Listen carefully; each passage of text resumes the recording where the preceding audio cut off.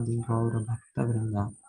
ಹರೇ ಕೃಷ್ಣ ಕೃಷ್ಣ ಕೃಷ್ಣ ಹರೇ ಹರೇ, ಹರೇ ರಾಮ ರಾಮ ರಾಮ ಹರೇ ಹರೇ. ಇನ್ನೇನು ಇವರದು ಇಲ್ಲಿ ಕುಮಾರರು ಅವರ ಉಪದೇಶಗಳು ಇಲ್ಲಿ ಮುಗಿತಾ ಇದೆ ಆಲ್ಮೋಸ್ಟ್. ತಿರ್ಗ ಮತ್ತೆ ಅವರು ಎಲ್ಲ ಸಾರಾಂಶವಾಗಿ ಹೇಳ್ತಾ ಇಲ್ಲಿ ಈ ಶ್ಲೋಕದಲ್ಲಿ ಇವತ್ತು ಹೇಳ್ತಾ ಇರೋದು, ಯತ್ಪಾದ ಪಂಕಜ ಮಲಾಶ ವಿಲಾಸ ಭಕ್ತ್ಯಾ ಕರ್ಮಾಶಯಂ ಗ್ರಥಿತಂ ಉದ್ಗ್ರಥಯಂತಿ ಸಂತಹ ತದ್ವನ್ ನ ರಿಕ್ತಮತಯೋ ಯತಯೋ ಅಪಿ ವೃದ್ಧ ಸ್ರೋತೋ ಗಣ ತಮರಣಂ ಭಜ ವಾಸುದೇವಂ. ಸದಾ ಭಗವಂತನ ಪಾದಾರವಿಂದದ ಬೆರಳುಗಳ ಸೇವೆಯಲ್ಲಿರುವ ಭಕ್ತರು ಕಾಮ್ಯ ಕರ್ಮಾಸಕ್ತಿಗಳೆಂಬ ಕಗ್ಗಂಟನ್ನು ಸುಲಭವಾಗಿ ಬಿಡಿಸಿಕೊಳ್ಳಬಲ್ಲರು. ಈ ಕೆಲಸ ಕಷ್ಟವಾದ್ದರಿಂದ ಭಕ್ತರಲ್ಲದವರು, ಅಂದರೆ ಪ್ರಾಣಿಗಳು ಮತ್ತು ಯೋಗಿಗಳು ಇಂದ್ರಿಯ ಸುಖದ ಅಲೆಗಳನ್ನು ತೊಡೆಯಲು ಪ್ರಯತ್ನಿಸಿದರೂ ಹಾಗೆ ಮಾಡಲು ಸಾಧ್ಯವಿಲ್ಲ. ಆದ್ದರಿಂದಲೇ ನೀನು ವಸುದೇವ ಸುತನಾದ ಕೃಷ್ಣನ ಭಕ್ತಿ ಸೇವೆಯಲ್ಲಿ ತೊಡಗು. ಸೊ ಇದು ನಮ್ಮ ಭೌತಿಕ ಸ್ಥಿತಿ. ಬದ್ಧ ಜೀವನದಲ್ಲಿ ಹೆಚ್ಚು ಕಡಿಮೆ ಎಲ್ಲರೂ ಮೊದಲಿಗೆ ಇಂದ್ರಿಯ ಸುಖದನ್ನೇ ಬಯಸ್ತಾ ಇರ್ತಾರೆ. ಇದರಲ್ಲಿ ಭೌತಿಕ ಜಗತ್ತು ಅಂದ್ರೆ ಎಲ್ಲ ಜೀವಿಗಳು, ಮನುಷ್ಯರು, ಪ್ರಾಣಿಗಳು, ಪಕ್ಷಿಗಳು, ಎಲ್ಲ ಜೀವಿಗಳು ಎಲ್ಲರಿಗೂ ಕೂಡ ತಮ್ಮದೇ ಆದ ರೀತಿಯ ಒಂದು ಪರಿಸರ ಇದೆ, ಇಂದ್ರಿಯ ಸುಖದ ಅನುಭವ. ಸೊ ಅದರಿಂದಲೇ ಎಲ್ಲವೂ ಕೂಡ ರಜೋಗುಣ.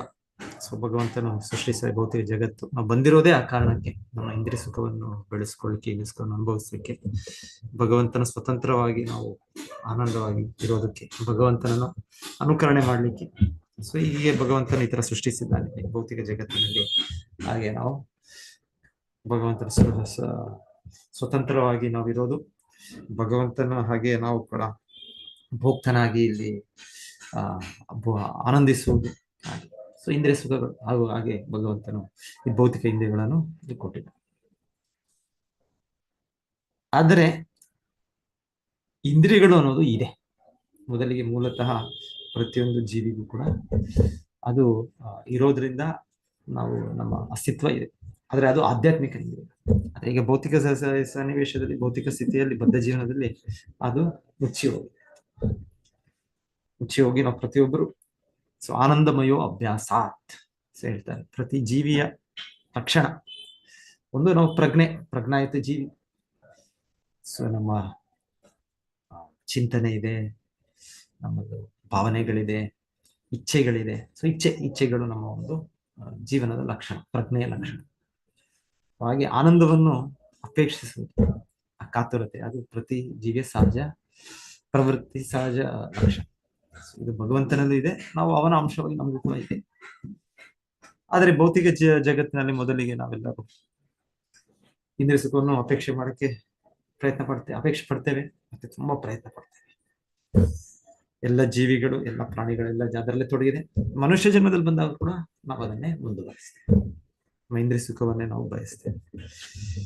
ಸೊ ಮೊದಲಿಗೆ ಮನುಷ್ಯ ಜನ್ಮದಲ್ಲಿ ಅನಾಗರಿಕತೆ ಅಂತ ಹೇಳ್ಬೋದು.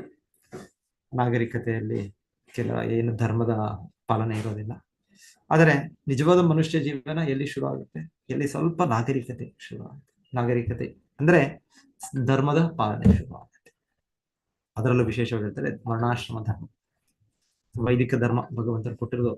ಅದನ್ನು ಶುರು ಮಾಡಿದ್ಮೇಲೆ ನಾವು ಸ್ವಲ್ಪ ಮನುಷ್ಯರಾಗುವುದು ಜನ್ಮದ ಒಂದು ಮುನ್ನಡೆ. ಸೊ ಅದರಲ್ಲೂ ಧರ್ಮ ಮುಖ್ಯವಾಗಿ ನಾವು ಕೇಳಿದ್ದು ಕೂಡ, ನಾವು ಪಾಲನೆ ಮಾಡೋದು ಕೂಡ ಇಂದ್ರಿಯ ಸುಖದ ದೃಷ್ಟಿಗೋಸ್ಕರ. ಸೊ ಇಂದ್ರಿಯ ನಾವು ಧರ್ಮವನ್ನು ಪಾಲನೆ ಮಾಡಿದ್ರಿಂದ ನಮಗೆ ಆರ್ಥಿಕ ಬೆಳವಣಿಗೆ ಆಗುತ್ತೆ. ಆರ್ಥಿಕ ಬೆಳವಣಿಗೆ ಆದ್ಮೇಲೆ ನಾವು ಇಂದ್ರಿಯ ಸುಖವನ್ನು ಪಡಿಬೋದು. ಸೊ ನಾವು ಧರ್ಮವನ್ನು ಪಾಲನೆ ಮಾಡಿದ್ರು ಕೂಡ ನಮ್ಮ ಉದ್ದೇಶ ಇದೆ. ಸೊ ಹೀಗಿರುವಾಗ ನಮ್ಮನ್ನು ಕರ್ಮಿ. ಸೊ ಆದ್ರೆ ಭಗವಂತರು ಮಾಡಿರೋ ಹೇಗೆ ಇದು ಇದೆ ಅಂದ್ರೆ ನಾವು ಮಾಡೋ ಒಂದು ಕರ್ಮಕ್ಕೆ ಪ್ರತಿಕ್ರಿಯೆ ಬರುತ್ತೆ, ಪುಣ್ಯ ಕರ್ಮ ಪಾಪ ಕರ್ಮ. ಸೊ ಇದರಿಂದ ನಮ್ಗೆ ಇಂದ್ರಿಯ ಸುಖವನ್ನು ಅನುಭವಿಸುವ ಒಂದು ಸ್ಥಿತಿ ಈ ಜೀವನದಲ್ಲಿ ಸಿಗ್ಬಹುದು, ಇಲ್ಲ ಮುಂದೆ ಬರುವ ಜನ್ಮದಲ್ಲಿ ಉನ್ನತ ಜನ್ಮಗಳು, ಉನ್ನತ ದೇಹಗಳು, ಉನ್ನತ ಲೋಕಗಳು. ಆದ್ರೆ ಸೇಮ್ ಉದ್ದೇಶ ಒಂದೇ, ನಮ್ಮ ಇಂದ್ರಿಯ ಸುಖ ಒಂದೇ. ಆದ್ರೆ ಇದರಿಂದ ನಮಗೆ ಅನುಭವ ಆಗುತ್ತೆ, ಕ್ರಮೇಣವಾಗಿ ಆಗುತ್ತೆ ಭಗವಂತ ಮಾಡಿರೋ ವ್ಯವಸ್ಥೆಯಿಂದ. ಯಾಕಂದ್ರೆ ಒಂದು ಹೇಗೆ ಜಲಪ್ರಾಣಿ ಅದನ್ನು ಎಷ್ಟೇ ನಾವು ಒಂದು ಇದ್ರ ಮೇಲೆ ಇಟ್ರು, ಭೂಮಿ ಮೇಲೆ ಇಟ್ರು ಕೂಡ ಅದು ನೀರಿಗೆ ಸೇರಿದದ್ದು, ಅದಕ್ಕೆ ಆನಂದ ಇಲ್ಲ. ಸೊ ಹಾಗೆ ನಾವು ಕೂಡ ಕೃಷ್ಣನ ಅಂಶ, ಕೃಷ್ಣನ ನಿತ್ಯ ಸೇವಕರು. ಸೊ ಅವನ ಸೇವಿಸದೆ ನಮಗೆ ಇಂದ್ರಿಯ ಸುಖ ಇಲ್ಲ. ನಮಗೆ ಋಷಿಕೇಶ ಸೇವನ ಭಕ್ತಿ ರುಚ್ಯತೆ. ಕೃಷ್ಣನು ನಿಜವಾದ ಇಂದ್ರಿಯಗಳ ಮಾಲೀಕ, ಒಡೆಯ. ಸೊ ನಮ್ಮ ಇಂದ್ರಿಯಗಳು ಬದ್ಧ ಸ್ಥಿತಿಯಲ್ಲಾದರೂ ಮುಕ್ತ ಸ್ಥಿತಿಯಲ್ಲಾದರೂ ಅದು ಆ ಋಷಿಕೇಶನಿಗೆ ನಾವು ಸೇವೆ ಮಾಡಬೇಕು, ಅವಾಗ ನಮಗೆ ನಿಜವಾದ ಆನಂದ ಪ್ರಾಪ್ತಿ. ಇಲ್ಲ ಅಂದ್ರೆ ಈ ಎಲ್ಲ ಆನಂದವೂ ಕೂಡ ಆದಿ ಅಂತವಂತ ಕೌಂತೆಯ ನತೇಶು ರಮತೆ ಬುಧ ಈ ಸಂಸ್ಪರ್ಶಜ ಭೋಗ ದುಃಖ ಯೋನಯ ಏನತೆ. ಸೊ ಇಂದ್ರಿಯ ಸುಖ, ಇಂದ್ರಿಯ ಇದೆ, ಆನಂದ ಇದೆ, ಇಲ್ಲ ಅಂತಲ್ಲ. ಅದ್ರ ಎಷ್ಟವರೆಗೂ ಇದೆ ಇದು ಈ ಸಂಸ್ಪರ್ಶಜ ಭೋಗ, ಇಂದ್ರಿಯ ವಸ್ತು ಅದು ಸಂಪರ್ಕ ಆಗುವವರೆಗೂ ಇದೆ. ಮೊದಲಿಗೆ ತುಂಬಾ ಇರುತ್ತೆ, ಅಲ್ಲಿ ಸ್ವಲ್ಪ ಹೊತ್ತಾದ್ಮೇಲೆ ಬೇಡ ಸಾಕಾಯ್ತು. ಯಾವ ಇಂದ್ರಿಯ ಸುಖವೂ ಹಾಗೆ, ಯಾವ ಇಂದ್ರಿಯ ಇದು ಆಹಾರ, ತಿನ್ನೋದು, ಮಲಗೋದು, ಮೈಥುನ ಸುಖ, ಉನ್ನತ ಇಂದ್ರಿಯ ಸುಖ, ಮೈಥುನ ಸುಖ. ಸೊ ಅದು ಕೂಡ ಅಷ್ಟೇ, ಮೊದಲಿಗೆ ಬಹಳ ಆನಂದವಾಗಿ ಅನ್ಸುತ್ತೆ, ಆಮೇಲೆ ಕೊನೆಗೆ ದುಃಖ ಯೋನಯ ಇರುತ್ತೆ. ಸೊ ದುಃಖ. ಸೊ ಭಗವಂತನು ಭೌತಿಕ ಜಗತ್ತು ಹಾಗೆ ಮಾಡಿರೋದು. ಅದು ಹೇಗೆ ಜಲಪ್ರಾಣಿಗಳು ಭೂಮಿಯಲ್ಲಿ ಅದು ಆನಂದವನ್ನು ಪಡಿಲಿಕ್ಕಾಗಲ್ಲ, ಅದು ಜಲಕ್ಕೆ ಹೋಗ್ಬೇಕು. ಹಾಗೆ ನಾವು ಕೂಡ ಮತ್ತೆ ಆಧ್ಯಾತ್ಮಿಕತೆಗೆ ಹೋಗ್ಬೇಕು. ಸೊ ಇದನ್ನು ಒಂದು ಹಂತದಲ್ಲಿ ಸಾಕ್ಷಾತ್ಕರಿಸುವವರು ಜ್ಞಾನಿಗಳು. ಸೊ ಅವ್ರಿಗೆ ಗೊತ್ತಾಗುತ್ತೆ, ಇಂದ್ರಿಯ ಸುಖದಲ್ಲಿ ಆನಂದ ಇಲ್ಲ ಅಂತ ಅವ್ರಿಗೆ ಒಳ್ಳೆ ಅನುಭವ ಆಗುತ್ತೆ. ಸೊ ಈ ಅನುಭವ ಕೂಡ ದೊಡ್ಡದೇ. ಯಾಕಂದ್ರೆ ಇವತ್ತಿನ 21ನೇ ಶತಮಾನ, ಇವತ್ತಿನ ಆಧುನಿಕ ಮನುಷ್ಯನಲ್ಲಿ ಇದು ಕೂಡ ಇಲ್ಲ. ಏನು ಹೇಗೋ ಭೌತಿಕ ಇದು ಸುಧಾರಣೆ ಮಾಡಿ, ಹೇಗೋ ಇಂದ್ರಿಯ ಸುಖ, ಆರ್ಥಿಕ ಬೆಳವಣಿಗೆ ಮಾಡಿ, ಹೇಗೋ ಇಂದ್ರಿಯ ಸುಖವನ್ನು ಪಡೆದ ರೀಣಂ ಕೃತ್ವ ಘೃತಂ ಪಿಪೇತ್ ಯಾವತ್ ಜೀವೇತ್ ಸುಖಂ ಜೀವೇತ್ ಭಸ್ಮೀಭೂತಸ್ಯ ದೇಹಸ್ಯ ಪುನರಾಗಮನಂ ಭವೇತ್. ಇವತ್ತಿನ ಆಧುನಿಕ ಮನುಷ್ಯ ಅಂದ್ರೆ ನಮ್ಮ ಕರ್ಮಗಳಿಗೆ ಪ್ರತಿಕ್ರಿಯೆಯೇ ಇಲ್ಲ. ಯಾರು ಇದನ್ನೆಲ್ಲ ನಿರ್ದೇಶಿಸುವವರು ಯಾರು ಇಲ್ಲ, ದೇವರು ಅನ್ನೋರಿಲ್ಲ. ಈ ಜೀವನ ಮುಗ್ದೋಗಿದ್ದೆ, ಎಲ್ಲ ಮುಗ್ದೋಯ್ತು ಅಷ್ಟೇ. ಭಸ್ಮ ಇದು ದೇಹ ಇದಾದ್ಮೇಲೆ ಆಯ್ತು, ಫಿನಿಶ್. ಪುನರ್ಜನ್ಮ ಎಲ್ಲಿದೆ? ನಾವು ಮಾಡಿದ ಚಟುವಟಿಕೆಗಳು ಹೊಣೆಗಾರಿಕೆ ಕೊಡೋದೇನಿದೆ? ಏನೂ ಇಲ್ಲ. ನಮ್ಗೆ ಏನ್ ಇಷ್ಟ ಆಗುತ್ತೆ, ಏನ್ ಇಂದ್ರಿಯಗಳು ಹೇಗೆ ನಮಗೆ ಇದು ಮಾಡುತ್ತೆ, ಅದನ್ನ ಪೂರೈಕೆ. ಸೊ ನಾವು ನೋಡ್ತೇವೆ ಇದು ಎಷ್ಟು ಇಂದ್ರಿಯ ಪೂರೈಕೆಗೆ ಎಲ್ಲ ನಡೀತಾ ಇದೆ, ಎಲ್ಲ ಬಿಸಿ ಬಿಸಿ ಬಿಸಿ ಬಿಸಿ ಜೀವನ ಎಲ್ಲ. ಕೊನೆಗೇನು ಉದ್ದೇಶ? ಇಂದ್ರಿಯ ಸುಖ ಅಷ್ಟೇ, ಇನ್ನೇನಿಲ್ಲ. ನನಗೆ ಇಂದ್ರಿಯ ಸುಖ ಇಲ್ಲ, ಸ್ವಲ್ಪ ಇದಾದ್ರೆ ನನ್ನ ಕುಟುಂಬಕ್ಕೆ ಇಂದ್ರಿಯ ಸುಖ, ನನ್ನ ಸಂಬಂಧಿಕರಿಗೆ ಇಂದ್ರಿಯ ಸುಖ, ನನ್ನ ಜಾತಿಗೆ ಇಂದ್ರಿಯ ಸುಖ, ನನ್ನ ದೇಶಕ್ಕೆ ಇಂದ್ರಿಯ ಸುಖ. ಸೊ ಈ ರೀತಿ ಅದು ಬೆಳವಣಿಗೆ ಹೋಗ್ತಾ ಹೋಗುತ್ತೆ. ಇದೇ ಇಂದ್ರಿಯ ಸುಖವೇ ಅದು. ಸೊ ಸ್ವಾರ್ಥವೇ ಅದು. ಸ್ವಾರ್ಥ, ಭೌತಿಕ ಸ್ವಾರ್ಥ ಅಂದ್ರೆ ಈ ದೇಹಕ್ಕೆ ಸಂಬಂಧ, ನನ್ನ ದೇಹಕ್ಕೆ ಸಂಬಂಧಪಟ್ಟು, ಇಲ್ಲ ಅಂದ್ರೆ ನನ್ನ ದೇಹದ ವಿಸ್ತರಣೆಗಳಿಗೆ ಸಂಬಂಧಪಟ್ಟು. ಸೆಲ್ಫಿಶ್ನೆಸ್ ಅಂಡ್ ಎಕ್ಸ್ಟೆಂಡೆಡ್ ಸೆಲ್ಫಿಶ್ನೆಸ್ ಎರಡು ಕೂಡ ಸ್ವಾರ್ಥ, ವಿಸ್ತರಿತವಾದ ಸ್ವಾರ್ಥ ಅಂತ ಶಿಲ ಪ್ರಭುಪಾದ ಬಳಸ್ಕೊಂಡು. ಒಬ್ಬೊಬ್ಬರು ಇಲ್ಲ, ನನಗೆ ಸ್ವಾರ್ಥ ಬೇಡ, ನಾನು ತುಂಬಾ ಶ್ರಮ ಪಡ್ತಾ ಇದ್ದೀನಿ, ತುಂಬಾ ಕಷ್ಟ ಪಡ್ತಾ ಇದ್ದೀನಿ. ಯಾರಿಗೋಸ್ಕರ ಮಾಡ್ತಾ ಇದ್ದೀನಿ? ನಾನು ಮಾಡ್ತಾ ಇರೋದು ನನ್ನ ಕುಟುಂಬಕ್ಕೆ ಮಾಡ್ತಾ ಇದ್ದೀನಿ, ನಾನು ಮಾಡ್ತಾ ಇರೋದು ನನ್ನ ಧರ್ಮಕ್ಕೆ ಮಾಡ್ತೀನಿ, ನಾನು ಮಾಡ್ತಾ ಇರೋದು ನನ್ನ ದೇಶಕ್ಕೆ ಮಾಡ್ತೇನೆ. ಇದೆಲ್ಲವೂ ಕೂಡ ನಮ್ಮ ದೇಹದ ಸಂಬಂಧದಲ್ಲಿದೆ. ಆದ್ರೆ ನಾವು ದೇಹವಲ್ಲವಲ್ಲ, ನಾವು ದೇಹದಲ್ಲಿರುವ ನಾವು ಪ್ರಜ್ಞಾಯುತ ಜೀವಿ ನಾವು. ಸೊ ಹೀಗೆ ನಾವು ಆಕಸ್ಮಿಕವಾಗಿ ಈ ದೇಹದಲ್ಲಿ ಸಿಕ್ಕಿ ಬಿದ್ದಿದ್ದೇವೆ. ಇದರಿಂದ ನಾವು ಇದು ನಾನು, ಈ ದೇಹ, ಮತ್ತೆ ಈ ದೇಹದಲ್ಲಿ ಸಂಬಂಧಪಟ್ಟ ಜನರು ನನ್ನವರು, ದೇಶ ನನ್ನವರು, ನನ್ನ ಇದು ಅಂತ ನನ್ನದು ಅಂತ ಹೇಳ್ತೇನೆ. ಅಹಂ ಅಮೇತಿ ಜನಸ್ಯ ಮೋಹೋಯಂ ಅಹಂ ಅಮೇತಿ ಪುಂಸಾಸ್ತ್ರೀಯಂ ಮಿನುತುನಿ ಭಾವಮೇತಿ ತಯೋರ್ ಮಿತೋ ಹೃದಯ ಗ್ರಂಥಿ ಮಾಹು ಜನಸ್ಯ ಮೋಹೋಯಂ ಅಹಂ ಅಮೇತಿ. ಸೊ ಇದು ನಮ್ಮ ಸ್ಥಿತಿ. ಭೌತಿಕ ಜಗತ್ತು ಅಂದ್ರೆ ಈಗ ನಾವೊಂದು ಮೋಹದಲ್ಲಿ, ಇದರ 5 ಅಂಧಕಾರ ಇದು ಅಂತ ಹೇಳ್ತಾರೆ. ಬ್ರಹ್ಮನ ಸೃಷ್ಟಿಯಲ್ಲಿ ಹೇಗೆ ನಮಗೆ ದೇಹಕ್ಕೆ ಗುರುತಿಸ್ಕೊಂಡು ನಾವು ನಮ್ಮ ಚಟುವಟಿಕೆಗಳು ಇಂದ್ರಿಯ ಸುಖವೇ ನಮ್ಮ ಸುಖ ಅನ್ಕೊಂಡು ನಾವು ಮುಂದುವರಿಸ್ತಾ ಇದ್ದೇವೆ. ಹಾಗೆ ನಾವು ಇಂದ್ರಿಯ ಸುಖದಲ್ಲಿ ಸಿಕ್ಕಿಬಿದ್ದು ಇನ್ನು ಮುಂದೆ ಜನ್ಮ ಇಲ್ಲ, ಈ ಜನ್ಮವೇ ಸಂಪೂರ್ಣ, ಇಲ್ಲಿ ಏನು ಅನುಭವಿಸುತ್ತೋ ಆಗುತ್ತೋ ಇದನ್ನ ಹೇಗಿದ್ರೆ ಪಡಿಬೇಕು. ನೋಡಿ ನ್ಯೂಸ್ ಪೇಪರ್ ನೋಡಿ ಯಾವ್ಯಾವ ರೀತಿಯಲ್ಲಿ ಕೇಳ್ತೇವೆ, ಅವರನ್ನು ಈ ರೀತಿ ಕೊಂದ್ಬಿಟ್ರು. ಒಂದು ಕಡೆ ಒಂದ್ಸಲ ಎಲ್ಲ ಕಡೆ ಎಲ್ಲರೂ ಇಲ್ಲಿ ಹೇಳೋದು, ಇಲ್ಲಿ ಭೌತಿಕ ಜಗತ್ತಂದ್ರೆ ಎಲ್ಲ ಜೀವಿಗಳು ತಮ್ಮ ಇಂದ್ರಿಯ ಸುಖಕ್ಕೋಸ್ಕರ ಬಂದಿರೋ, ಯಾರು ಕೂಡ ಇನ್ನೊಬ್ಬರನ್ನು ಇದು ತೃಪ್ತಿ ಮಾಡಕ್ಕೆ ಬಂದಿಲ್ಲ. ಅದು ಕೇವಲ ಆಧ್ಯಾತ್ಮಿಕ ಜೀವಿಗಳಿಗೆ ಸಾಧ್ಯ. ಆಧ್ಯಾತ್ಮಿಕ ಜೀವಿಗಳು ಅವ್ರಿಗೆ ನಿಜವಾದ ಅನುಕಂಪ ಇದೆ, ಅವ್ರಿಗೆ ಮುಕ್ತ ಸ್ಥಿತಿಯಲ್ಲಿ ಅವ್ರಿಗೆ ಆತ ದಿವ್ಯ ಗುಣಗಳಿವೆ. ಭೌತಿಕವಾಗಿ ಎಲ್ಲರೂ ಕೂಡ ನಾನು ನಿಮ್ಮನ್ನು ಹೇಗೆ ನನ್ನ ಆನಂದಕ್ಕೆ ಉಪಯೋಗಿಸ್ಬೇಕು, ನೀವು ನನ್ನನ್ನು ಹೇಗೆ ನಿಮ್ಮ ಆನಂದಕ್ಕೆ ಉಪಯೋಗಿಸ್ಬೇಕು, ಬದ್ಧ ಸ್ಥಿತಿಯೇ ಹಾಗೆ, ಇದರಲ್ಲಿ ಏನು ಮಾಡಕ್ಕಾಗಲ್ಲ. ಹಾಗಾಗಿ ನೋಡಿ ಎಷ್ಟು ಸುದ್ದಿಗಳು, ಎಷ್ಟು ಇದು ಎಲ್ಲ ಈ ರೀತಿ ಅವರನ್ನು ಮೋಸ ಮಾಡಿದ್ರು, ಈ ರೀತಿ ಅವರನ್ನು ಕೊಂದುಬಿಟ್ರು, ಕೊಲೆ, ಎಷ್ಟು ಜನ, ಎಷ್ಟು ಪ್ರಕರಣಗಳು ಕೇಳ್ತಾ ಇದ್ರೆ. ಈ ರೀತಿನೂ ಆಗುತ್ತಾ, ಆ ರೀತಿನೂ ಆಗುತ್ತೆ. ಯಾಕಂದ್ರೆ ಇಂದ್ರಿಯ ಸುಖದ ಒತ್ತಡ, ಇಂದ್ರಿಯ ಸುಖ ಎಷ್ಟು ಮನುಷ್ಯನಿಗೆ, ಒಬ್ಬ ವ್ಯಕ್ತಿಗೆ ಇದಾಗುತ್ತೆ ಅಂದ್ರೆ ಆ ರೀತಿ ಒಬ್ಬನ್ನು ಕೊಲ್ಲೋದಕ್ಕೆ, ಆ ರೀತಿ ಹಿಂಸಿಸೋದಕ್ಕೆ, ಆ ರೀತಿ ಇದೆ ಕ್ರೈಮ್ಸ್. ಸೊ ಇದೆಲ್ಲ crime, why, how and what to do. So ಈ ರೀತಿ ಇದೆ ಭೌತಿಕ ಸ್ಥಿತಿಯಲ್ಲಿ. ಇದನ್ನು ಹೇಗೆ ತಡೆಗಟ್ಟೋದು, ಇದನ್ನು ತಡೆಗಟ್ಟೋದು ತಾತ್ಕಾಲಿಕ ಕ್ರಿಯೆ ಇದಿದೆ, ಕ್ರಮಗಳಿದೆ. ಆದರೆ ಉತ್ತಮ ಕ್ರಮ ಅಂದ್ರೆ ನಮ್ಮ ಕೃಷ್ಣ ಪ್ರಜ್ಞೆ ನಾವು ಮತ್ತೆ. ಸೊ ಇಲ್ಲಿ ಜ್ಞಾನಿ, ಅಟ್ಲೀಸ್ಟ್ ಜ್ಞಾನಿ ಅಂದ್ರೆ ಒಬ್ಬ ವ್ಯಕ್ತಿ, ಇದು ಬೇಡ, ಇದು ಇಂದ್ರಿಯ ಸುಖಗಳು ಇದರಿಂದ ನಮಗೆ ಆನಂದ ಇಲ್ಲ, ಸೊ ಇಂದ್ರಿಯ ಸುಖಗಳು ಇದರಿಂದನೇ ನನ್ನ ನಾಶ ಆಗ್ತಾ ಇದೆ, ನನ್ನ ಅಂತ್ಯ ಆಗ್ತಾ ಇದೆ, ಸೊ ಇದನ್ನ ಬಿಡಬೇಕು ನಾನು. ಸೊ ಬಹಳ ಸಲ ಇದು ಹೇಗೆ ಅಂದ್ರೆ ಹೇಳ್ತಾರೆ, ಈ ಉದಾಹರಣೆ, ನರಿಯ ಉದಾಹರಣೆ. ನರಿದು ಹೇಳ್ತಾರಲ್ಲ, ಒಂದು ನರಿ ಒಂದು ಮರವನ್ನು ನೋಡ್ತು, ಅದು ಮರವನ್ನು ನೋಡಿದ್ಮೇಲೆ ಅದು ಅಲ್ಲಿ ಮೇಲೆ ಅದು ನೋಡ್ತದು, ಅದೊಂದು ದ್ರಾಕ್ಷಿಯ ಗೊಂಚಲು ನೋಡ್ತು.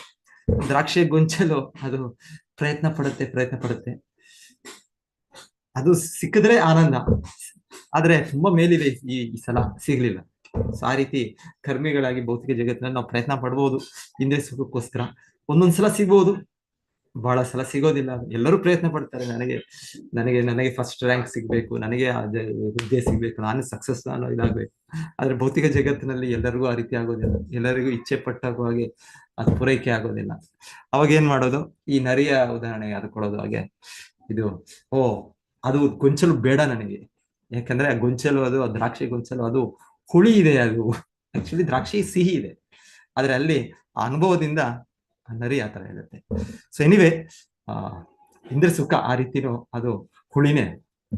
ಭೌತಿಕವಾಗಿ ನಮಗೆ ಅದು ಅನುಭವ ಇಲ್ಲ, ಅಲ್ಲ ಭೌತಿಕವಾಗಿ ಅಲ್ಲ, ಆಧ್ಯಾತ್ಮಿಕವಾಗಿ ನಮಗೆ ಸಾಕ್ಷಾತ್ಕಾರ ಪಟ್ಟಾಗ ಕ್ರಮೇಣವಾಗಿ ಅದರ ಅನುಭವ ಗೊತ್ತಾಗುತ್ತೆ. ಸೊ ಎನಿವೆ, ಜ್ಞಾನಿಗಳು ಹೆಚ್ಚಾಗಿ ಈ ತರ ವೈರಾಗ್ಯ ಭಾವ ಕೂಡ ಹೇಳೋದು, ಇದು ನಮ್ಗೆ ಸಿಗ್ಲಿಲ್ಲ, ಇದು ಕೊನೆಗೆ ನಾನು ಎಲ್ಲಕ್ಕಿಂತ ದೊಡ್ಡ ವ್ಯಕ್ತಿ ಆಗ್ಬೇಕು, ಹಾಗೆ ನಾವು ಪ್ರಯತ್ನ ಪಡೋದು. ನಾವಿರೋ ಒಂದು ಸಮಾಜದಲ್ಲಿ, ಒಂದು ಇದರಲ್ಲಿ ಎಲ್ಲರೂ ನನ್ನ ಸೇವೆ ಮಾಡ್ಬೇಕು, ಎಲ್ಲರೂ ನಾನು ಹೇಳೋ ಮಾತು ಕೇಳಬೇಕು. ಸೊ ಆಗದೆ ಇರೋ ಕೊನೆಗೆ ಏನ್ ಮಾಡೋದು, ನಾನು ದೇವರಾಗ್ಬಿಡ್ಬೇಕು. ಹೀಗೆ ಒಂದು ದೊಡ್ಡ ದೊಡ್ಡ ಪಟ್ಟ, ದೊಡ್ಡ ದೊಡ್ಡ ಪದವಿಗೆ ಹೋಗ್ತಾ ಇರ್ತೀವಿ. ಆ ರೀತಿ ಜ್ಞಾನ ಇದು ಕೂಡ ಒಂದು ದೊಡ್ಡ ಇಚ್ಛೆ. ಎಷ್ಟು ದೊಡ್ಡ ಇಚ್ಛೆ ಅಂದ್ರೆ, ನಾನೇ ದೇವರು, ನಾನು ದೇವರಾಗ್ಬಿಟ್ಟೆ, ನಾನು ದೇವರಾಗ್ಬಿಡ್ತೀನಿ, ನಾನು ಮರ್ತೋಗ್ಬಿಟ್ಟಿದ್ದೇನೆ. ಕೆಲವು ಜನ ಹೇಳ್ತಾರೆ, ಅವರವರ ಪ್ರಕ್ರಿಯೆಗಳಿದೆ, ನೀವು ಮರ್ತು ಬಿಟ್ಟಿದ್ದೀರಾ, ನೀವೇ ಈ ಸೂರ್ಯವನ್ನು ಚಲಿಸುತ್ತಾ ಇರೋದು, ಚಂದ್ರವನ್ನು ಚಲಿಸುತ್ತಾ ಇರೋದು. ಯಾಕಂದ್ರೆ ದೇವರು ಅಂದ್ರೆ ಏನು, ಭಗವಂತನು ಅಂದ್ರೆ ಏನು, ಪರಮ ನಿಯಾಮಕ ಅಂದ್ರೆ ಎಲ್ಲವನ್ನು ಕೂಡ ಅವನು ಪೋಷಿಸ್ತಿದ್ದಾನೆ, ಎಲ್ಲವನ್ನು ಕೂಡ ಅವನು ಸಲಹುತ್ತಿದ್ದಾನೆ, ಅವನ ನಿರ್ದೇಶನದಿಂದ ನಡೀತಾ ಇದೆ. ಸೊ ಹಾಗಿರುವಾಗ ಈ ಸೂರ್ಯ ಚಂದ್ರಗಳು ಅವರ ಒಂದು ಗ್ರಹದ ಇದಿದೆ, ಚಟುವಟಿಕೆಗಳಿದೆ, ಅವರ ಒಂದು ಅವರ ಇದು ಚಲನ, ಅದು ಕೂಡ ಭಗವಂತನಲ್ಲಿದೆ. ಸೊ ಹಾಗೆ ನಾನು ಭಗವಂತನ ಒಂದೇ ಆದ್ರೆ, ಸೊ ಅದನ್ನು ಚಲಿಸೋನು ನಾನೇ. ಸೊ ಈ ರೀತಿ ಅವರ ಧ್ಯಾನ ಪ್ರಕ್ರಿಯೆ, ಅವರ ಜ್ಞಾನಿಗಳ ಧ್ಯಾನ ಪ್ರಕ್ರಿಯೆಯಲ್ಲಿ ಯೋಚನೆ ಮಾಡೋದು, ನಾವು ಕಲ್ಪನೆ ಮಾಡೋದು, ನಾನು ಸೂರ್ಯವನ್ನು ಚಲಿಸುತ್ತಿದ್ದೇನೆ, ನನ್ನ ಆದೇಶ ಮೇಲೆ ಚಲನೆ ಇಲ್ಲ. ಸೊ ಇದೆಲ್ಲ ಕಲ್ಪನೆ ಅಷ್ಟೇ. ಸೊ ನಾವು ಭಗವಂತನ ಆಗೋಕ್ ಸಾಧ್ಯ ಇಲ್ಲ. ಸೊ ಅದು ಕೂಡ ಒಂದು ದೊಡ್ಡ ಇಚ್ಛೆ. ಸೊ ಹಾಗಾಗಿ ಎಷ್ಟೋ ಜನ ಈ ರೀತಿಯ ಒಂದು ಸಾಕ್ಷಾತ್ಕಾರ ಇರೋರು, ಈ ಸಾಕ್ಷಾತ್ಕಾರ ಅಲ್ಲ, ಈ ರೀತಿಯ ಒಂದು ತತ್ವವನ್ನು ಮಾಡಿರೋರು, ಅವ್ರು ಹೇಳ್ತಾರೆ, ಎಲ್ಲರೂ ಒಂದೇ, ಎಲ್ಲ ಅದ್ವೈತ, ಎಲ್ಲವೂ ಒಂದೇ, ನಾನು ಒಂದೇ, ನೀವು ಒಂದೇ, ಎಲ್ಲ ಹೌದು, ನಾವೆಲ್ಲರೂ ಒಂದೇ, ಗುಣಾತ್ಮಕವಾಗಿ ಒಂದು ನಾವು, ಅದೇ ಪ್ರಮಾಣದಲ್ಲಿ ಭಗವಂತನು ನಮಗಿಂತ ದೊಡ್ಡವನು, ನಾವು ಅವನ ಚಿಕ್ಕ ಅಂಶ. ಹಾಗೆ ನಾವು ನಿಜವಾದ ನಮ್ಮ ಸಹಜ ಸ್ಥಿತಿ ಅವನ ಸೇವಕರು. ಸೊ ಅದಿಲ್ಲದೆ ನಾವು ಅವನೇ, ನಾವು ಭಗವಂತನ ಒಂದೇ ಅಂದ್ರೆ ಗುಣಾತ್ಮಕವಾಗಿರ್ಬೋದು, ಆದ್ರೆ ಪ್ರಮಾಣದಿಂದ ಒಂದಲ್ಲ ನಾವು. ಸೊ ಹೀಗೆ ಆ ತತ್ವವಾದಿಗಳು ಒಂದೊಂದ್ಸಲ ನಾವು ಅವತಾರ, ನಾನೇ ಅವತಾರ, ನಾನೇ ಭಗವಾನ್, ನಾನೇ ಎಲ್ಲರನ್ನು ಉದ್ಧರಿಸುವ ವ್ಯಕ್ತಿ, ಸೊ ನನ್ನನ್ನು ಪೂಜಿಸಿ ನಾನು. ಸೊ ಈ ರೀತಿ ಎಲ್ಲ ಇದೆ, ಈ ರೀತಿ ಎಲ್ಲ ನಕಲಿ ಅವತಾರಗಳೆಲ್ಲ ಇದ್ದಾರೆ. ಇದರ ಇದರಿಂದ ಜ್ಞಾನಿಗಳು ಅಂತ ಹೇಳ್ತಾರೆ, ಅವರ ಇದರಲ್ಲೇ ತತ್ವದಲ್ಲಿ ಕೆಲವು ಡಿವಿಯೇಷನ್ಸ್. ಸೊ ಇದೆಲ್ಲ ಸರಿಯಲ್ಲ ಇದು. ಸೊ ಈ ರೀತಿಯಲ್ಲಿ ಹೇಳ್ತಾರೆ, ಈ ರೀತಿಯಲ್ಲಿ ಜೀವನದ ಪರಿಪೂರ್ಣತೆ ಪಡೀಲಿಕ್ಕಾಗುತ್ತೆ. ಸೊ ಮೊದಲಿಗೆ ಕರ್ಮಿಗಳಾಗಿ ಇಂದ್ರಿಯ ಸುಖದ ಹಿಂದೆ ಜೀವನ ಸಾಧಿಸೋದು, ಅದು ನಾವು ಇನ್ನ ಪಶು ಮಟ್ಟದಲ್ಲೇ ಇದ್ದೇವೆ ಅಂತಾನೆ ಅರ್ಥ. ಅಲ್ಲಿಂದ ಸ್ವಲ್ಪ ಮುಂದುವರಿಕೆ ಬಂದು ಜ್ಞಾನ ಮೇಲೆ ಬಂದರೂ ಕೂಡ ಅಲ್ಲೂ ಕೂಡ ನಿಜವಾದ ವಿಧಾನ ಇಲ್ಲದೆ ಇರೋದ್ರಿಂದ ಅದು ಕೂಡ ನಾವು ಅಂತಿಮವಾಗಿ ಪರಿಪೂರ್ಣತೆ ಪಡೀಲಿಕ್ಕಾಗುತ್ತೆ. ಯೋಗಾಭ್ಯಾಸ, ಯೋಗಿಗಳು ಆಸನ, ಪ್ರಾಣಾಯಾಮ, ಯಮ ನಿಯಮ, ಪ್ರತ್ಯಾಹಾರ, ಸೊ ಇದೆಲ್ಲ ಇದೆ. ತೀವ್ರ ತಪಸ್ಸೆ ಇದೆ. ಸೊ ಆದ್ರೆ ಯಾರು ಮಾಡಕ್ಕಾಗತ್ತೆ ಈ ಕಲಿಯುಗದಲ್ಲಿ ಇದೆಲ್ಲ? ಇಲ್ಲಾಂದ್ರೆ ಇದೆ, ಅದನ್ನು ಎಲ್ಲೋ ಒಂದು ಏಕಾಂತ ಪ್ರದೇಶಕ್ಕೆ ಹೋಗಿ, ಎಲ್ಲೋ ಒಂದು ಬೆಟ್ಟದಲ್ಲಿ, ಎಲ್ಲೋ ಒಂದು ಕಾಡಲ್ಲಿ ಆತರ ಯೋಗಾಭ್ಯಾಸ ಮಾಡ್ಬೇಕು. ಇದು ಸಿಟಿ ಜೀವನದಲ್ಲಿ ಮಾಡಿ ಒಂದು ಅರ್ಧ ಗಂಟೆ ಮಾಡಿ ಮತ್ತೆ ಆಮೇಲೆ ನಾವು ಆಗೋದಿಲ್ಲ. ಆ ರೀತಿ ಇಂದ್ರಿಯ ಸುಖದ ಜೀವನ ಯೋಗ ಅಲ್ಲ, ಅದು ಭೋಗ. ಸೊ ಎನಿವೆ, ನಿಜವಾದ ಯೋಗಾಭ್ಯಾಸ ಮಾಡಿ ಆ ರೀತಿ ಒಂದು ಕಟ್ಟುನಿಟ್ಟ ನಿಯಮಗಳು ಪಾಲನೆ ಮಾಡಿದ್ರು ಕೂಡ ಹೇಳ್ತಾರೆ ಇಂದ್ರಿಯಗಳನ್ನು ನಿಗ್ರಹಿಸೋದು ಬಹಳ ಕಷ್ಟ ಇದೆ. ಇಂದ್ರಿಯಗಳು ಹೇಗೆ ಅಂದ್ರೆ ಹೇಳ್ತಾರೆ, ಒಂದು ವಿಷಸರ್ಪ ಇದ್ದಾಗ. ವಿಷಸರ್ಪ ಅದು ಯಾವಾಗ ಬೇಕಾದ್ರೂ ಆ ವಿಷಸರ್ಪ ನಮ್ಮನ್ನು ಅದು ಇದು ಮತ್ತೆ ನಮಗೆ ಅದರ ವಿಷದಿಂದ ಹೊಡೆದು ಎಂತ ಬಲಶಾಲಿ ಪ್ರಾಣಿಗಳು, ಆನೆಗಳಿದೆ, ಇನ್ನ ಸಿಂಹ ಇದೆ, ಎಲ್ಲವೂ ಇದೆ. ಅದೇ ವಿಷಸರ್ಪ ಅದು ಇದು ಮಾಡಿದ್ರೆ ಆಯ್ತು. ಎಂತ ದೊಡ್ಡ ಬಲಿಷ್ಠ ಪ್ರಾಣಿ, ಅಷ್ಟು ದೊಡ್ಡ ಪ್ರಾಣಿ ಕೂಡ, ಒಂದು ಆನೆ ಆಗಿರ್ಬೋದು, ಒಂದು ಸಿಂಹ ಆಗಿರ್ಬೋದು, ಅದು ಕೂಡ ಸಾಯ್ಬೇಕಾಗುತ್ತೆ. ಅಂದ್ರೆ ಅದರ ವಿಷದ ಶಕ್ತಿ. ಕೆಲವು ಚಿಕ್ಕ ಚಿಕ್ಕ ಹಾವುಗಳಿಗೆ ಅಷ್ಟು ವಿಷದ ಪ್ರಭಾವ ಇದೆ. ಅಂದ್ರೆ ಚಿಕ್ಕ ಇನ್ನ ಎಷ್ಟು ಇದಿದೆ, ಅಷ್ಟು ಅದರಲ್ಲಿ ಶಕ್ತಿ ಇರುತ್ತೆ ಆ ವಿಷಯದಲ್ಲಿ. ಸೊ ಎನಿವೆ, ಸೊ ಇಲ್ಲಿ ಹೇಳೋದು ಇಂದ್ರಿಯಗಳು ಹಾಗೆ. ಇಂದ್ರಿಯಗಳು ನಮ್ಮನ್ನು ಯಾವಾಗ ಕಡಿಯುತ್ತೆ ಮತ್ತೆ ಗೊತ್ತಿಲ್ಲ. ಮತ್ತೆ ನಮಗೆ ಬದ್ಧ ಸ್ಥಿತಿಯಲ್ಲಿ ಅದು ನಮ್ಮನ್ನು ಬಂಧರಿಸುತ್ತೆ. ಸೊ ಇಂದ್ರಿಯಗಳು ಅಷ್ಟು ಸುಲಭ ಅಲ್ಲ.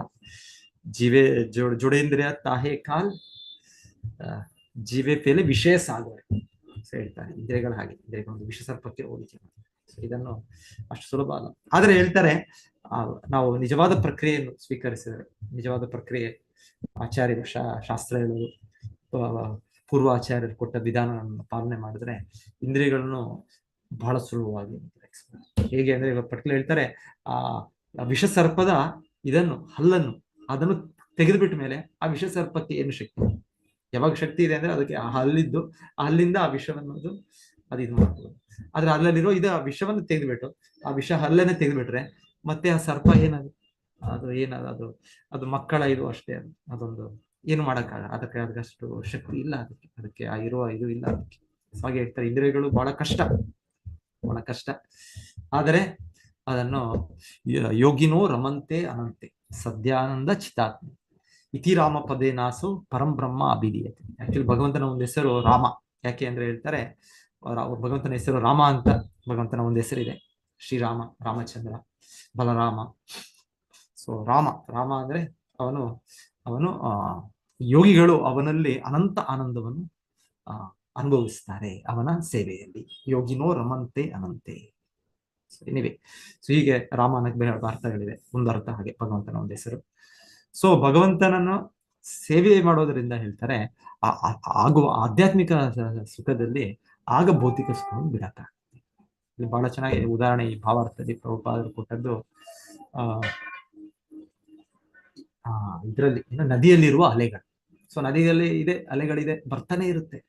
ಅದನ್ನ ನಿಲ್ಸಕ್ಕಾಗತ್ತ? ಸಮುದ್ರದಲ್ಲಿದೆ ಅಲೆಗಳು, ನದಿಯಲ್ಲೂ ಕೂಡ ಇದೆ, ಅದರಲ್ಲೂ ಕೂಡ ಬರ್ತಾರೆ.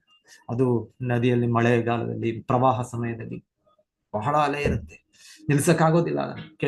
ಕೇಳ್ತೇವೆ, ಇವಿಷ್ಟು ಜನ ಆ ಪ್ರವಾಹ ನೀರಿನಲ್ಲಿ ಮುಳುಗಿ ಹೋದ್ರು ಅಂತ ಕೇಳ್ತೇವೆ. ಇದೆಲ್ಲ ಡೈಲಿ ನೋಡೋದಿತ್ತು, ನ್ಯೂಸ್ ಪೇಪರ್ ಅಲ್ಲಿ ಬರೋದಿದು. ಅಲ್ಲಿ ಯಾರೋ ಎಕ್ಸ್ಪರ್ಟ್ ಇವರು ಅವರು ಇನ್ನೊಬ್ರನ್ನ ಬಚಾವ್ ಮಾಡಕ್ ಹೋಗಿ ಅವರು ಕೂಡ ಮುಳುಗ್ಬಿಟ್ರು. ಎಷ್ಟು ಅಲೆಗಳು ಪ್ರವಾಹ ಬಂದಾಗ ಎಂತ ದೊಡ್ಡ ಈಜುಗಾರ ಕೂಡ ಏನು ಮಾಡಕ್ಕಾಗಲ್ಲ, ಯಾಕಂದ್ರೆ ಅಲೆಗಳು ಆಗಿರುತ್ತೆ, ಸುಳಿಗಳು ಆಗಿರುತ್ತೆ. ಸೊ ಈಜ್ ಬರುತ್ತೋ ಈಜ್ ಬರೋದಿಲ್ವೋ, ಅದರ ಪ್ರಭಾವ ಬಂದಾಗ ಅವರು ಕೂಡ ಮುಳುಗ್ಬೇಕು. ಇನ್ನ ದೊಡ್ಡ ದೊಡ್ಡ ಪ್ರಾಣಿಗಳು, ಇದು ಆನೆಗಳು ಕೂಡ ಕೊಚ್ಚಿ ಹೋಗ್ತವೆ.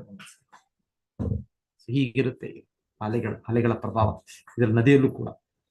ಸೊ ಇಲ್ಲಿ ಹೇಳ್ತಾರೆ, ಸೊ ಹೀಗೆ ನಮ್ಮ ಇಂದ್ರಿಯ ಸುಖದ ಅಲೆಗಳು ಬರ್ತಾನೆ ಇರ್ತವೆ, ಇದಕ್ಕೆ ಕೊನೆಯೇ ಇಲ್ಲ. ಇದಕ್ಕೆ ನಮಗೆ ಮನಸ್ಸು ಆ ರೀತಿ ಅಷ್ಟು ಕಾಮನೆಗಳು ಕೊಡ್ತಾನೆ ಇರುತ್ತೆ, ಒಂದಾದ್ಮೇಲೆ ಇನ್ನೊಂದಾದ್ಮೇಲೆ. ಸೊ ಹೀಗಿರುವಾಗ ನಮ್ಮ ಸ್ಥಿತಿ ಏನು? ಬಹಳ ನಮ್ಮ ಶೋಚನೀಯ ಸ್ಥಿತಿ, ನಮ್ದು ಅಸಹಾಯ ಸ್ಥಿತಿ. ಸೊ ಇಲ್ಲಿ ಹೇಳ್ತಾರೆ, ಇಲ್ಲಿ ಹೇಗೆ ಇದನ್ನ ತಡೆಗಟ್ಟಬೇಕು ಅಂದ್ರೆ ಹೇಗೆ ಅಂದ್ರೆ, ಒಂದು ಸಮುದ್ರದ ಅಲೆಗಳು ತಡೆಗಟ್ಟಬೇಕು. ಸಮುದ್ರದ ಅಲೆಗಳು ನದಿ ಅಲೆಗಳನ್ನು ತಡೆಗಟ್ಟುತ್ತೆ. ಯಾವಾಗ ತಡೆಗಟ್ಟುತ್ತೆ? ಇಲ್ಲಿ ನಮಗೆ ಯಾವಾಗ ಸಾಗರಕ್ಕೆ ಮುಟ್ಟುತ್ತೆ, ಇಲ್ಲಿ ನೇತ್ರಾವತಿ ನದಿ ಇದೆ ನಮಗೆ ಮಂಗಳೂರು ಹತ್ರ. ಇಲ್ಲಿ ಸೊ ಇಲ್ಲಿ ಎಷ್ಟು ನದಿಗಳಿದೆ ಇಲ್ಲಿ. ಸೊ ಈ ನದಿಗಳು ಸಮುದ್ರಕ್ಕೆ ಹೋಗುತ್ತೆ, ಆದ್ರೆ ಒಮ್ಮೊಮ್ಮೆ ಸಮುದ್ರದಿಂದ ಅಲೆಗಳು ವಾಪಸ್ tides, high tide, low tide ಕೇಳ್ತೇವೆ ಆ ಚಂದ್ರದ ಇದರಿಂದ ಪರಿಣಾಮದಿಂದ. ಆಗ ಸಮುದ್ರದಿಂದ ಅಲೆಗಳು ಬಂದಾಗ ಹೇಳ್ತಾರೆ, ಅಯ್ಯ ಇದು ಯಾವ್ದು ನದಿಯ ಅಲೆಗಳು ತಡೆಗಟ್ಟುತ್ತೆ. ಸೊ ಇನ್ಯಾವುದೂ ವಿಧಾನ ಇಲ್ಲ. ಸೊ ಹಾಗೆ ಹೇಳ್ತಾರೆ ಶ್ರೀಲ ಪ್ರಭುಪಾದರಲ್ಲಿ ಹೇಳ್ತಾ ಇರೋದು ಉದಾಹರಣೆ, ನಾವು ಹಾಗೆ ನಮ್ಮ ಇಚ್ಛೆಗಳು, ಆಸೆಗಳನ್ನು ಭಗವಂತನ ಭಕ್ತಿ ಸೇವೆಯಲ್ಲಿ ಬೆಳೆಸ್ಕೊಳ್ಬೇಕು. ಸೊ ಭಗವಂತನಿಗೆ ತೃಪ್ತಿಪಡಿಸೋದು ಪ್ರಬಲವಾದ ಇಚ್ಛೆಯನ್ನು ಬೆಳೆಸಿದ್ರೆ ಅದು ಸಮುದ್ರದ ಅಲೆಗಳಾಗಿ ಅದು ಈ ಭೌತಿಕವಾಗಿರುವ ನದಿಯ ಅಲೆಗಳನ್ನು ತಡೆಗಟ್ಟಬಹುದು. ಇಲ್ಲ ಅಂದ್ರೆ ಸಾಧ್ಯ ಇಲ್ಲ. ಸೊ ಅದಕ್ಕೆ ಶ್ರೀಲ ಪ್ರಭುಪಾದ ಹೇಳೋದು, ಭಕ್ತರು ಬಹಳ ಇದ್ ಮಾಡ್ತಾರೆ, ಭೌತಿಕವಾಗಿ ತುಂಬಾ ಪ್ಲಾನ್ ಮಾಡ್ತಾ ಇದ್ದಾರೆ ಎಲ್ಲರೂ. ಎಲ್ಲ ದೇಶದಲ್ಲಿ ಎಲ್ಲ ಅಧ್ಯಕ್ಷರು, ಪ್ರಧಾನಿಗಳು, ಎಲ್ಲ ನಾಯಕರು ಎಲ್ಲರೂ ತುಂಬಾ ಪ್ಲಾನ್, ಇಂದ್ರಿಸ್ಕೋಸ್ಕರ ಪ್ಲಾನ್ ಮಾಡ್ತಾ ಇದ್ದಾರೆ. ಆದ್ರೆ ಅದು ಮಾಯೆ. ಅದನ್ನ ಬಿಟ್ಟು ನಾವು ಭಕ್ತಿಯಲ್ಲಿ ಕೃಷ್ಣನ ಹೇಗೆ ತೃಪ್ತಿಪಡಿಸೋದು ಅದನ್ನು ಬೆಳೆಸಬೇಕು. ಇಲ್ಲಿ ಪೃಥು ಮಹಾರಾಜ ಸೊ ಅವ್ರು ಮಾಡಿದ್ರು, ಅವರು ಭಗವಂತನ ಇಚ್ಛೆಯನ್ನು ಪೂರೈಕೆ ಮಾಡೋ ರೀತಿಯಲ್ಲಿ ಅವರ ಕಾರ್ಯಗಳನ್ನು ಮಾಡಿದ್ರು, ಅವರ ಅಧಿಕಾರವನ್ನು ನಡೆಸಿದ್ರು. ಸೊ ಆ ರೀತಿ ಹೇಳ್ತಾರೆ, ಸಮುದ್ರದ ಅಲೆಗಳನ್ನು ಇರೋದ್ರಿಂದ ನದಿಯ ಅಲೆಗಳನ್ನು ತಡೆಗಟ್ಟಬಹುದು. ಆ ರೀತಿ ಭಕ್ತಿಯಲ್ಲಿ ನಾವು ಭಗವಂತನ ಸೇವೆ ಮಾಡುವ ಇಚ್ಛೆಗಳನ್ನು ಆ ಒಂದು ಇದನ್ನು ಬೆಳೆಸ್ಕೊಂಡಾಗ ಆಗ ಭೌತಿಕ ಕಾಮನೆಗಳು ನೀಡುತ್ತವೆ. ಇಲ್ಲ ಅಂದ್ರೆ ಸಾಧ್ಯ ಇಲ್ಲ. ಕೆಲವು ಸಮಯ ಇಲ್ಲದೆ ಇರ್ಬೋದು, ಅದ್ರ ಪ್ರವಾಹ ಬರುತ್ತೆ, ಮತ್ತೆ ನದಿಯ ಪ್ರವಾಹ ಮತ್ತೆ ಬರುತ್ತೆ, ನದಿಯ ಪ್ರವಾಹ ನಮ್ಮನ್ನು ಮುಳುಗಿಸ್ಬಿಡುತ್ತೆ. ಇಲ್ಲಿ ಅದೇ ಹೇಳ್ತಾರೆ, ಇಲ್ಲಿ ವಿಧಾನ ಒಂದೇ, ಇಲ್ಲಿ ಭಕ್ತಿ ಸೇವೆ ಒಂದೇ, ಅದು ಬಿಟ್ಟು ಬೇರೆ ಯಾವ ವಿಧಾನ ಇಲ್ಲ. ಈ ಕರ್ಮಗಳನ್ನ ಇದನ್ನು ಕರ್ಮ ಗ್ರಂಥಿ ಇದನ್ನು ಹೊರಗೆ ಹಾಕ್ಲಿಕ್ಕೆ ಬೇರೆ ಯಾವ ವಿಧಾನ ಇಲ್ಲ. ಸೊ ಭಗವಂತನ ಕೃಷ್ಣನ ಪಾದ ಕಮಲಗಳ ಆಶ್ರಯಿಸಿ ನಾವು ಅವನನ್ನು ತೃಪ್ತಿಪಡಿಸುವ ಇಚ್ಛೆಗಳನ್ನು ನಾವು ಬೆಳೆಸ್ಕೊಂಡಾಗ ಇದನ್ನು ಬಿಡಬಹುದು. ಅದಿಲ್ಲದೆ ಬೇರೆ ಯಾವುದು ಕೂಡ ಅದು ಅಂತಿಮವಾಗಿ ನಮಗೆ ಪತನವೇ ಅಂತ ಇಲ್ಲಿ ಸ್ಪಷ್ಟವಾಗಿ ಕುಮಾರಗೆ ಹೇಳ್ತಾರೆ.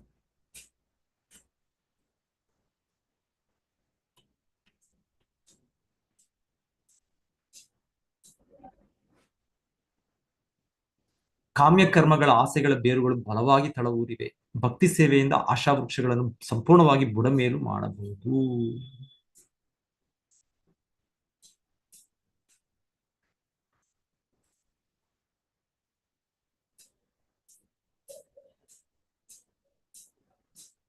ಬುದ್ಧಿವಂತನಾದ ಭಕ್ತನು ಕೊಳೆತು ನಾರುತ್ತಿರುವ ಲೌಕಿಕವಾದ ಬಯಕೆಗಳೆಲ್ಲವೂ ಕೊಚ್ಚಿ ಹೋಗಿ ಅವುಗಳ ಬದಲಿಗೆ ಕೃಷ್ಣ ಪ್ರಜ್ಞಾಪೂರ್ವಕ ಭಕ್ತಿ ಸೇವೆ ಮಾಡುವ ಆಸೆ ತನ್ನಲ್ಲಿ ಮಾಡುವಂತೆ ಅನೇಕ ವಿಷಯಗಳನ್ನು ಯೋಚಿಸುತ್ತಾನೆ.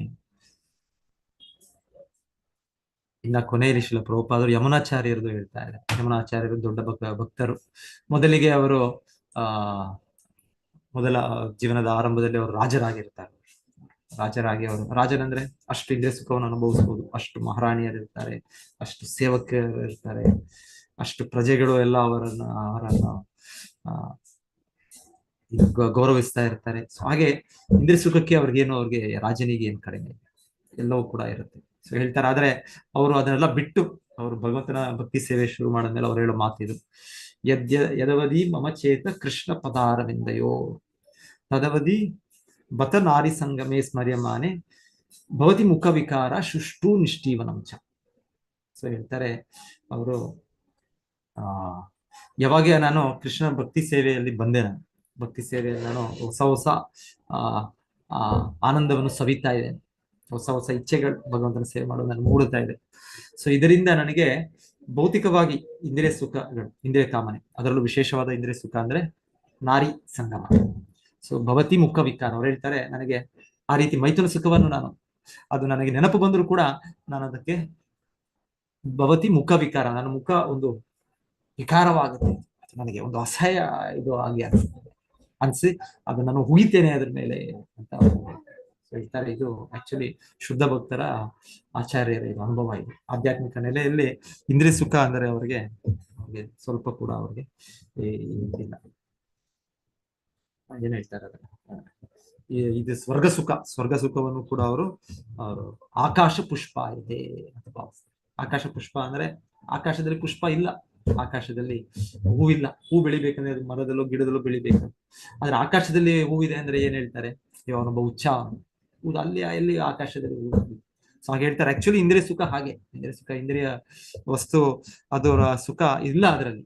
ಆದ್ರೆ ನಮ್ಗೆ ಭೌತಿಕ ಬದ್ಧ ಸ್ಥಿತಿಯಲ್ಲಿ ಈ ಅಜ್ಞಾನದ ಒಂದು ಪೊರೆ ಇರೋದ್ರಿಂದ ನಮಗೆ ಇದು ಓ ನೋಡಿ ಎಷ್ಟು ಆನಂದದಲ್ಲಿದ್ದಾರೋ, ಎಷ್ಟು ಎಂಜಾಯ್ಮೆಂಟ್ ಅಲ್ಲಿ ಇದ್ದಾರೆ, ಎಷ್ಟು ಆನಂದ.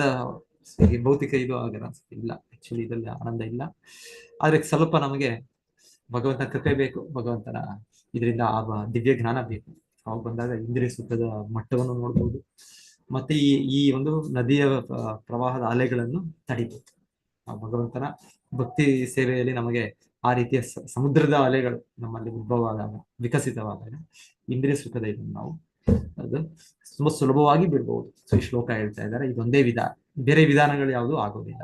ಜ್ಞಾನಿಗಳು, ಯೋಗಿಗಳು, ಆ ಧ್ಯಾನ ಮಾರ್ಗ, ಆ ರೀತಿಯ ಒಂದು ಊಹಾಪೋಹಗಳು ಅದ್ಯಾವುದು ಕೂಡ ಕೆಲಸ ಮಾಡೋದಿಲ್ಲ. ಅದೆಲ್ಲವೂ ಕೂಡ ಕೃತಕ ವಿಧಾನಗಳು, ಅಂತಿಮವಾಗಿ ಎಲ್ಲವೂ ಕೂಡ ನಾಶ. ಒಂದೇ ವಿಧಾನ, ಕೃಷ್ಣನ ಕೃಪೆಯಿಂದ ಕೃಷ್ಣನ ಭಕ್ತಿ ಸೇವೆಯಲ್ಲಿ ನಾವು ಆ ಇಚ್ಛೆಗಳನ್ನು ಬೆಳೆಸ್ಕೊಂಡ್ರೆ ಇದು ಹೋಗ್ಬಿಡುತ್ತೆ. ಭಕ್ತಿ ಯೋಗ ಪ್ರಯೋಜಿತ ವಾಸುದೇವೇ ಭಗವತಿ ಭಕ್ತಿ ಯೋಗ ಪ್ರಯೋಜಿತ ಜನಯತಿ ಆಶು ವೈರಾಗ್ಯಂ ಜ್ಞಾನಂ ಚಯದ್ ಅಹೇತುಕಂ. ಸೊ ಭಗವಂತನ ಭಕ್ತಿ ಸೇವೆ, ವಾಸುದೇವೇ ಭಗವತಿ, ವಸುದೇವನ ಮಗ, ಇಲ್ಲೂ ಕೂಡ ಭಜ ವಾಸುದೇವ ಅಂತಾನೆ ಹೇಳ್ತಾ ಇದೆ. ಆ ಶ್ಲೋಕ ಕೂಡ ಅದೇ ಹೇಳುತ್ತೆ, ವಾಸುದೇವೇ ಭಗವತಿ ಭಕ್ತಿ ಯೋಗ ಪ್ರಯೋಜಿತ.